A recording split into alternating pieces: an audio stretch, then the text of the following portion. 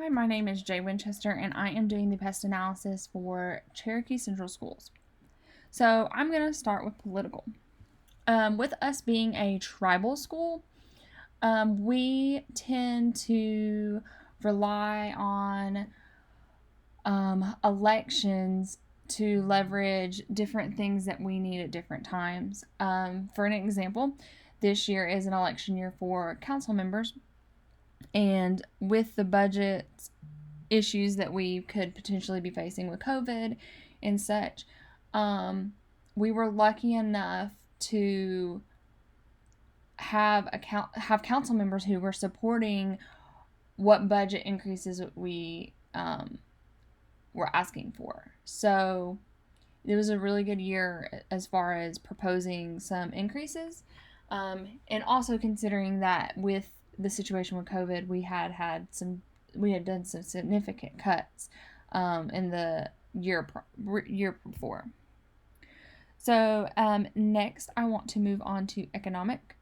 Again, with us being a tribal school, and a bunch of our our school funding actually comes from gaming revenue. We are at the mercy sometimes on parts of our money on how the casino does. And with the effects that came along with COVID, we were worried that could potentially lessen quite a bit. We knew that some of the impacts were going to hit, like the per capita amounts and such. So what we did is we froze raises and the increases. We froze incentives. We cut back on around 30% of our budget just to accommodate that alone with the situation with COVID, because there was just so much unknown. And we do have several funding sources. So we get money from the Bureau of Indian Education. We also get travel gaming revenue and tribal funds through the actual tribe itself. So, and also numerous grants. So that's a little bit of how we have to look at it from each angle, as far as what are we going to do if the economy were to plummet and we no longer have any funding. Next, I'm looking at sociological. So what we have noticed, and let me just give a little backstory.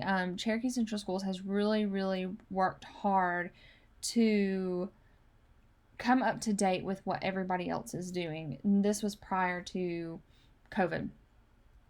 We wanted to have, our kids be 1-to-1, which is one device per one student. We really pushed development, professional development, continuing education for our teachers, everything so that we could become one of the top-notch schools in our region. And we have had not always had the best of rap when it comes to that, but we wanted to prove to our community and to our area that, here at Cherokee Central Schools, we are on top of our game. With that, we have seen a huge increase in students. We have had transfers, new students, people move to the area, of course, and we have had a significant growth in our enrollment. So much so we are having to add additional classes where we've never had to do that before. So we were looking this coming year, we're looking around 6 to 7 classrooms for kindergarten, because those numbers are rather large.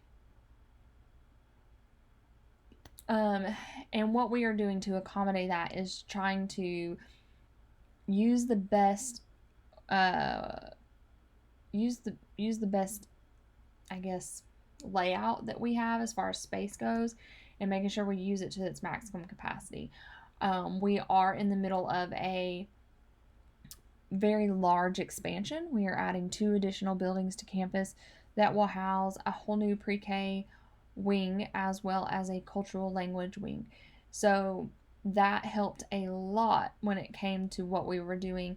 And we're going to also, but the struggle is still not over. This is going to be a multi-year phased expansion, and we are going to have to deal with the growing pains and the transition pains until that time comes. Lastly, technological. So like I said, prior to COVID, we had decided as a district that we were going to go to 1-to-1, and that is pre-K through 12. When COVID hit, we really noticed where there was a huge issue, and that was our students did not have access to internet. As much as we would like to think, with our cell phones and different things like that with the technology is out there, in our area it's just not.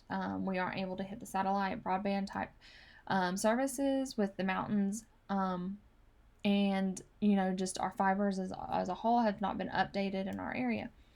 So something that we have worked on to solve this problem since COVID hit, since we saw such a significant hit from that, we